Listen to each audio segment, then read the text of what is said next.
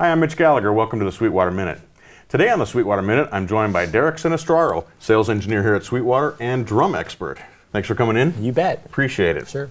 So Derek, give us a little bit on your background. How did you end up coming to Sweetwater and what you do here? Okay.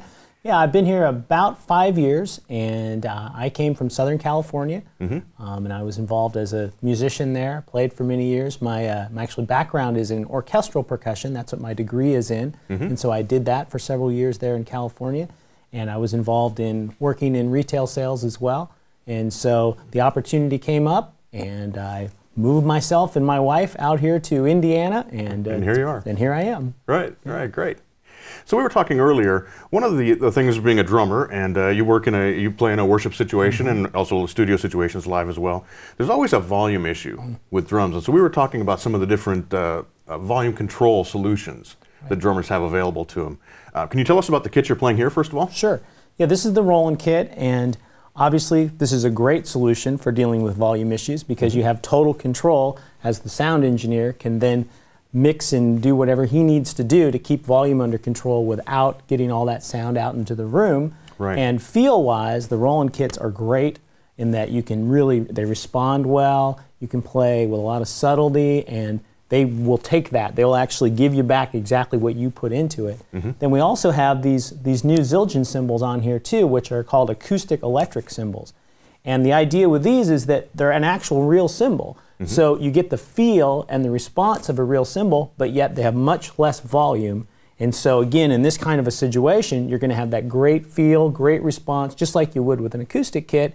It's just the volume level is all brought down. Right, pretty revolutionary, this whole acoustic electric cymbal idea. There's actually microphones underneath. That's the blue light is coming from this microphone. Right. Head, I guess you'd call it, underneath there that goes into a control box. And there are a number of different sounds. Yeah, you have a variety of different, basically EQ curves to give you different characteristic of sound. And then you also have volume control on that as well, and pan, so you can set them in the stereo field, which is really cool as well. So it gives you a lot of control. You can also use them with an acoustic kit as well if you're trying to go for that lower volume, because again, they have a lot less volume just acoustically, and then enhance it a little bit with the electronics if you wanted to. Right, but they feel like a real cymbal when you're playing them. Absolutely, just like a real cymbal. Right. So what other solutions are available? I've seen drummers with Plexiglass Shields around their kits. Can you talk about that a little bit? Sure. That certainly is a way to deal with sound issues. It's really most helpful for those on the stage itself because of the direct cymbal sounds and those kinds of things. It really helps reduce that. The challenge with the shield is making sure you have some absorption material in there because they can become really harsh sounding, especially for the drummer, because you get all those high frequencies reflecting right back to you.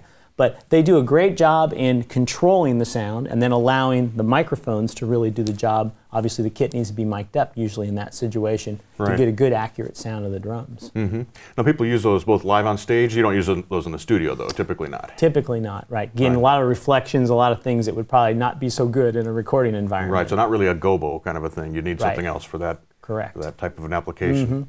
Now, what about if you're set on using acoustic drums? Are there ways to control the volume that an acoustic kit has, or are we just stuck with what you get? Lots of ways. I would say a couple of the big ones would be obviously smaller sticks, lighter sticks. There's hot rods, which are those little bundles of little sticks that are combined together, so you still get the feel and the response of a stick, but it has less volume. The other thing is head choices. You can really look at, for example, I just did this with our kit at church, where I had a single ply head on there, which tends to be kind of bright and a little louder. So I put a double ply head on them, tuned them down a little bit. We've got mics on them, so the mics are getting the sound anyway, but that's going to reduce the overall acoustic drum sound in the room.